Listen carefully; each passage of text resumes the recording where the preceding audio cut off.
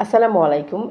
একটা সময় যখন আমার বিয়ে হয়েছিল, আমার হাসব্যান্ডের কথা বলছি। আমার হাসব্যান্ড মোটামুটি দেখতে শুনতে অনেক স্মার্ট ছিল। তার আ কথাবার্তা, চলাফেরা সবকিছুই ভালো ছিল। কিন্তু তার সবকিছু ভালো থাকার পরেও একটা দিক টোটালি ভালো ছিল না, যেটা আমারও পছন্দ ছিল না।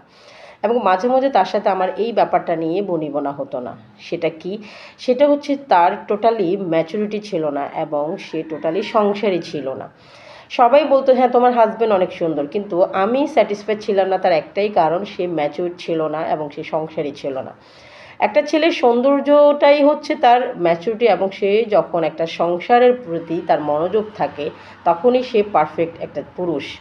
কিন্তু আমার হাসব্যান্ড তখন সুন্দর ছিল, তারপরও আমার কাছে তার একটা দিক ভালো লাগতো না। কিন্তু এখন আমার হাসব্যান্ড একটু বয়স হওয়ার কারণে হয়তো তার আগের মতো সৌন্দর্যটা হয়তো নাই।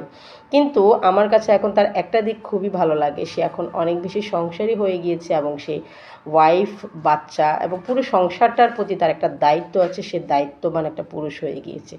এখন যদি তার সৌন্দর্যটা নাও থাকে, আমি মনে করি সে সঠিক একজন পুরুষ। কারণ সে দায়িত্ববান একজন হাসব্যান্ড, সে দায়িত্ববান একজন বাবা। সেজন্যই আমার কাছে এখন তাকে আগের চাইতেও বেশি ভালো লাগে। আপনারা একটা দিক সবসময় দেখবেন যে হাসব্যান্ড অনেক বেশি সুন্দর না হলেও সে সংসারী কিনা। সে যদি সংসারী হয় তাহলেই মনে করবেন সে পারফেক্ট একজন পুরুষ। ভিডিওটি ভালো লাগলে শেয়ার করবেন। ধন্যবাদ।